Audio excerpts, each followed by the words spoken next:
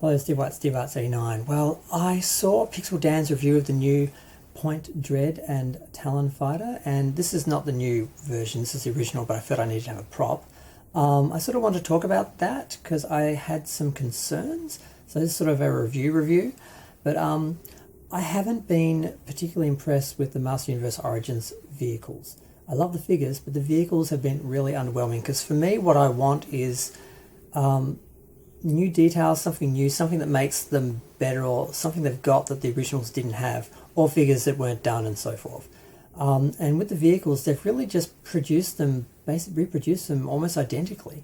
The Land Shark, the Wind Raider. The thing that disappointed me the most was, I mean, they were the same scale for one. The Wind Raider could have been bigger. And the real issue they had was the originals had stickers for a lot of the small detail.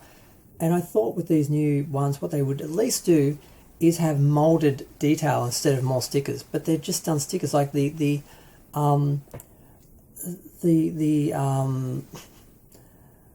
lost the word. Like the in the cockpit and that the controls. God, I lost the word controls. The controls, instead of having buttons and everything all molded, they've just got stickers like the originals. And I'm like, why do I need this? It's exactly the same. It's giving me nothing new, nothing better than the original. Now, the Talon Fighter, it has a couple of little features that are different. They're only a couple. For starters, it's a little bigger. Like if you look at the body, he did a comparison. It's a little fatter, a little bigger. So it probably has more room for the figures inside. But I never felt like they were that scrunched in. I mean, they look kind of cozy, don't you think? I mean, those boys look very comfortable.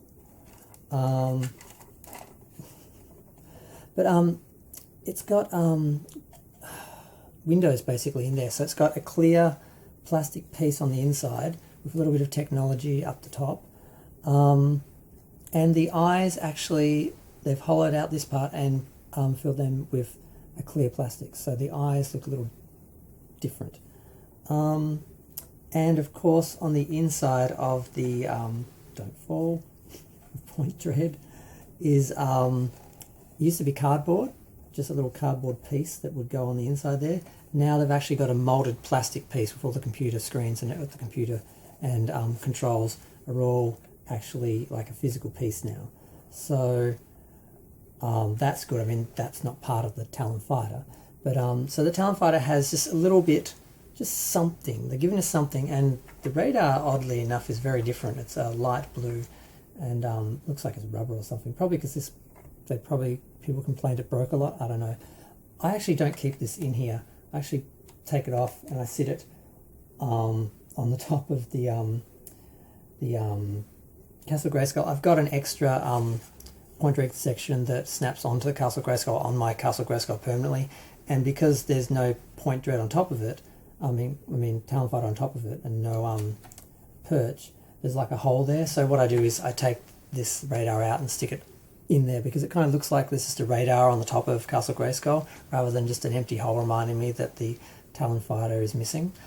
So so yes, bigger ship, better.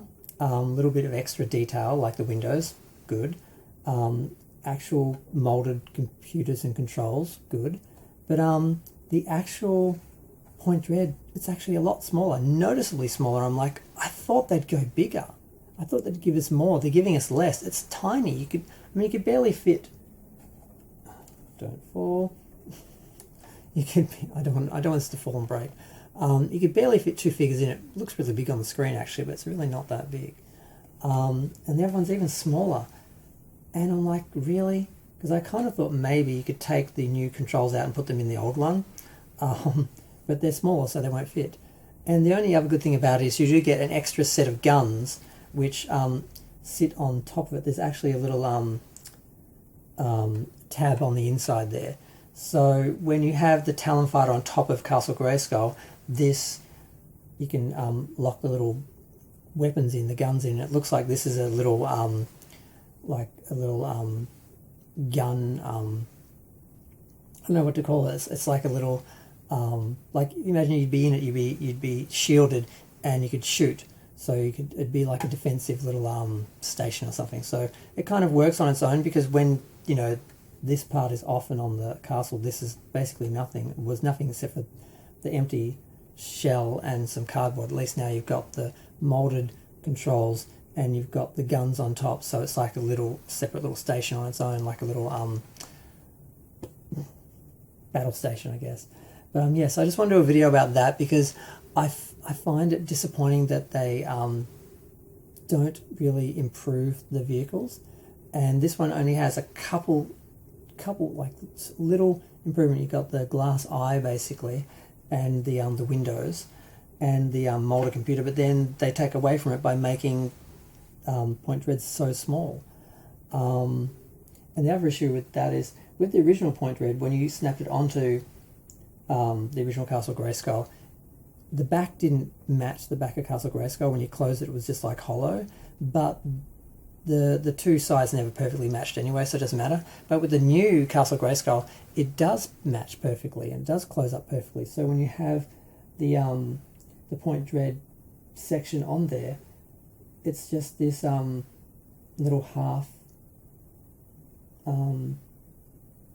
area. It doesn't really work on that Castle Grayskull when you close it up and that. So I'm not sure if I'm going to buy it. Part of me kind of wants to buy it, because I kind of think the little battle station on its own, just sitting on its own, will look cool. And the Talon Fighter with the windows, and I do actually like that. But and the other thing was, the one that Pixel Dan had, they'd spray painted just random a streak of black across the two sections, and then when you put that on top of Castle Grayskull, there was just this big obvious line to separate them, where you can see that, oh, that's where point dread joins onto Castle Grayskull, because it's black, and it really doesn't work, because it should be painted to match Castle Grayskull just as much as the other half of point dread. So a few little concerns there, a few little complaints.